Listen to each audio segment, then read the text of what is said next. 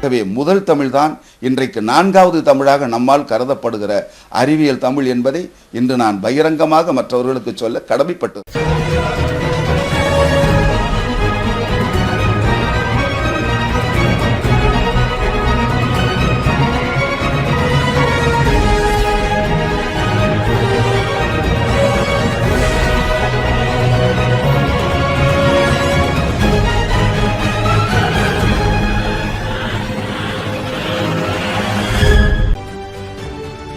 மனித வளத்தை மூலதனமாக்கி நாட்டு மக்களுக்கு அர்ப்பணிக்க வேண்டும் என்னும் தொலைநோக்கு திறனோடு செயலாற்றிக் கொண்டிருக்கும் தன்னார்வ தொண்டு நிறுவனம்தான் மயிலை திருவள்ளுவர் தமிழ்ச்சங்கம்.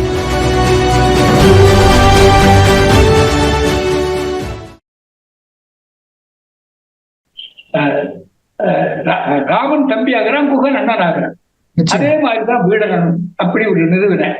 அடுத்தது ராவண வதம் எல்லாரும் அமாவாசை மீது எழுதியிருக்காங்க.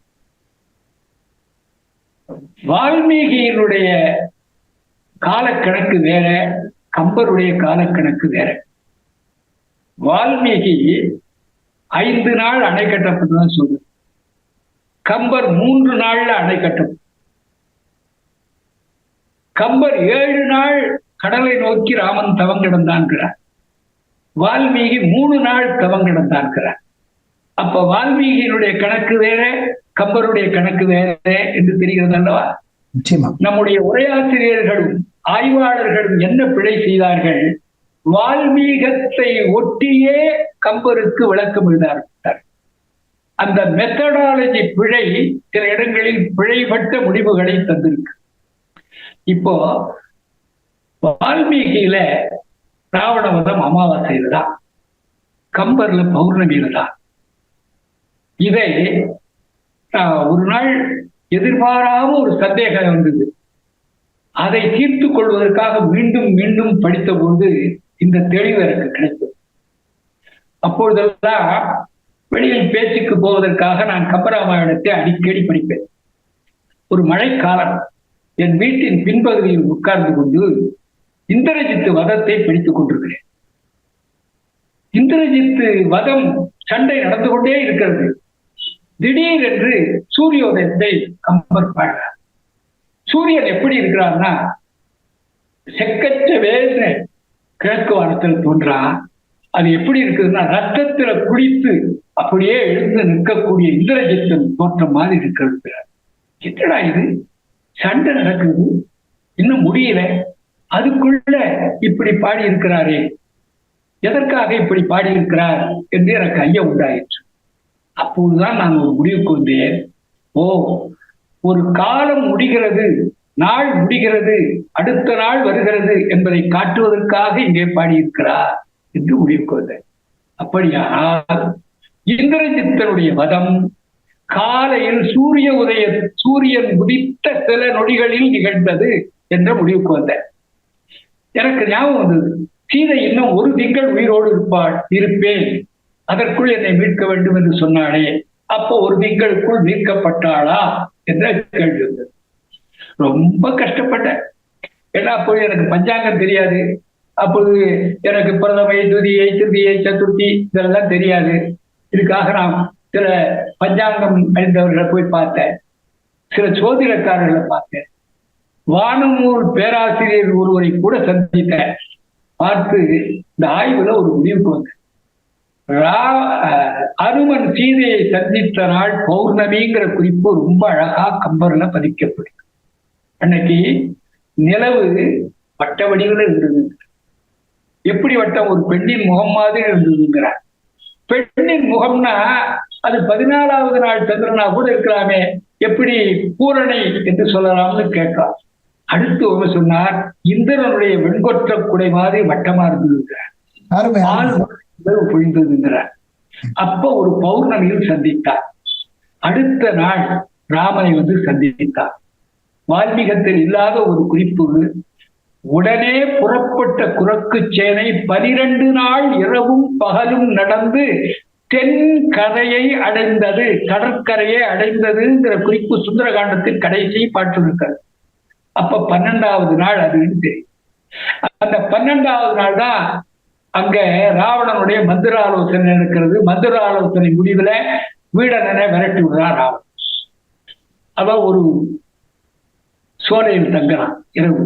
13வது நாள் வந்து ராமனை சந்திக்கிறான். 13வது நாள் அவனை ஏற்றுக்கொண்டவுடன் அவருக்கு முடிசூட்டி இலங்கை அரசனாக அறிவிக்கிறார். அன்னைக்கு ரொம்ப வெயில் அதிகம். போய் அவரை ஒரு டென்ட்ல போய் பாடி வீட்டுல போய் விடுகிறான். அன்றைக்கு இரவு ராமனுக்கு உறக்கவே இல்லை.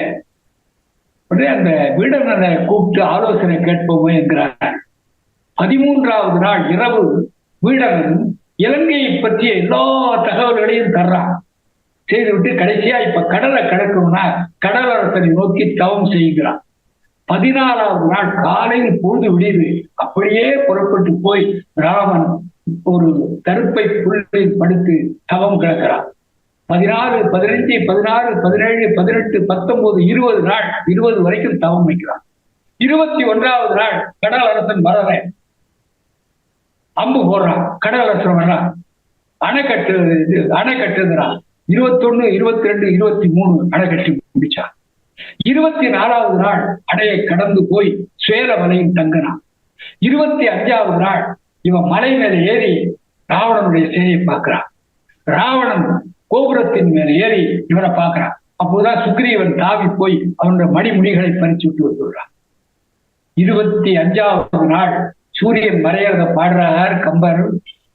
நம்ம பையன் சுக்ரீவன் ஒரு தப்பு பண்ணிட்டா, ஏன்னா அவன் சூரியனுடைய பிள்ளை அல்லவா, நம்ம பையன் ஒரு தப்பு பண்ணிட்டா, நம்ம பையன் பண்ண தப்புக்கு நம்ம பிடிச்சி ராவணனை எங்க ஜெயில போட்டுடுவாங்கன்னு பயந்து மேற்கு கரையில போய் சூரியன் மறைந்தாங்க. 26வது நாள் முதல் நாள் போர். 27வது நாள் 2வது நாள் இந்திரஜித் மாலையில கடத்தி வர்றான். அன்னைக்குதான் அவன் என்ன நாகபாசத்தை போட்டான். அடுத்த நாள் 28வது நாள் மீண்டும் மாலை இந்திரஜித் வர்றான். அன்னைக்கு பிரம்மாஸ்திரத்தை போடுறான். 29வது நாள் காலை அவன் கொல்லப்படுகிறான். 29வது நாள் மாலை அங்க மூலபல சேனையோடு சண்டை நடக்கிறது, புரிஞ்சு போச்சு. 30வது நாள் ராவணன் மறுபடியும் சண்டைக்கு வர்றான். அவரோட மகோதரன் வர்றான். முதல்ல மகோதரன் கொல்லப்படுறான், அப்புறம் ராவணன் கொல்லப்படுறான். 30வது நாள் ராவணன் கொல்லப்பட்டு சீதை சிறையில் இருந்து விடுதலை செய்யப்படுகிறாள். அப்ப 30வது முதல் நாள் பௌர்ணமியா இருந்ததுனால்தான் அடுத்த 15வது அமாவாசை, அடுத்த 10 பௌர்ணமி. ஆக ராவண வதம் ஒரு பௌர்ணமியில், அதுவும் என்ன பௌர்ணமி என்றால் நாள்ல ரொம்ப முக்கியமான பங்குனி உத்தரம். இந்த பங்குனி உத்தரத்தில் தான் ராமனுக்கு திருமணம் ஆயிடுச்சு. பங்குனி உத்தரத்தில் தான் சீதை சிறையிலிருந்து மீட்கப்பட்டாள் என்று என்னுடைய ஆய்வில் நான் கண்டறிந்தேன். இத கம்பநாடன் புதிய வெளிச்சம்னு ஒரு புத்தகமா போட்டேன். அப்ப நான் தட்டச்சு செய்து வைத்திருந்த இந்த திருக்குறள் கட்டுரைகளை பிரஸ்துக்கு எடுத்துட்டு போனேன். அவர் சொன்னார், இதை கூட ஒரு புத்தகமா போட்டலாமே. அப்படியானால் எவ்வளவு சலுகையில போட முடியுமோ, குறைந்த செலவுல போடுமோ அப்படி போடுங்கன்னு சொல்லிட்டு வெறும் சாதாரண அட்டை ஒரு போர்டு போட்டு போட்டேன். அந்த 600 படிகளையும் நூலகத்துக்கு எடுத்து கொண்டு விட்டார். அதனால எஞ்சிய படிகள்லாம் நான் எல்லாருக்கும் கொடுத்துட்டேன். அதுக்கப்புறம் தொடர்ந்து நான் என்ன பண்ணேன், அடுத்தது அரசியல் அமைச்சியல் இவற்றுக்கு எழுதி கற்பகமர்கள் தொகுதி 2 வெளியிட்டேன். நூலகத்துக்கு அது எடுக்கிறேன். நான் அப்போ முதலமைச்சர் கலைஞருக்கு ஒரு கடிதம் எழுதுறேன். நீங்க திருக்குறளுக்கு உரை எழுதியிருக்கீங்க, குறளோவியம் எழுதியிருக்கீங்க, நான் ஒரு தமிழ் ஆசிரியர், எனக்கு கம்பனும் திருவள்ளுவரும் தான் கதி. நான் வள்ளுவர் வழியில எழுதின கட்டுரைகளை முகத்தெரியாத வாசகர்கள் பாராட்டினார். அதை அறத்துப்பால தொகுதி 1 என்று வெளியிட்டேன். எந்த சிபாரிசும் இல்லாமல் நூலகத்தில் எடுத்துக்கொண்டார்கள். இப்பொழுது என்னுடைய நூல் தேர்ந்தெடுக்கப்படவில்லை என்று அறிகிறேன். இது தமிழ் பொறுத்த திருக்குறளுக்கு உரை எழுதிய குறளோவியம் எழுதிய ஒருவர் முதலமைச்சராக இருக்கிற போது தமிழ் பேராசிரியர் ஒருவர் திருக்குறளுக்கு எழுதிய விளக்க உரை தேர்ந்தெடுக்கப்படவில்லை என்பது வருத்தமளிக்கிறது.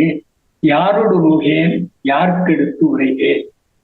இந்த நூல் தேர்ந்தெடுக்கப்பட்டிருக்குமானால் எஞ்சிய பகுதி வெளியிட வாய்ப்பாக அமைந்திருக்கும். நம்பிக்கையோடும் நன்றியுடனும் ஒரு கடிதம் எழுதி ஒரு நூலையும் வச்சு அதை கூறியர்ல அனுப்புறது. 10 நாள் கழித்து எல்லாருக்கும் ஆணை போட்ட பொழுதே எனக்கு ஆணை போட்டு அனுப்பாம வச்சிருந்தார். அதை அனுப்பினார்கள். அப்புறம் அது நூல் எடுத்துக்கொண்டார்கள். புத்தகம் வந்துவிட்டது. ஆனா அடுத்த 2 பகுதிக்கு எழுதியது ஆட்சி மாறிவிட்டது. அடுத்த ஆட்சி வந்தது, எடுக்கவே இல்லை. அதுக்கப்புறம் என் நூலை எடுக்காமலே விட்டு விட்டார்கள். இப்படி போயிருந்தது.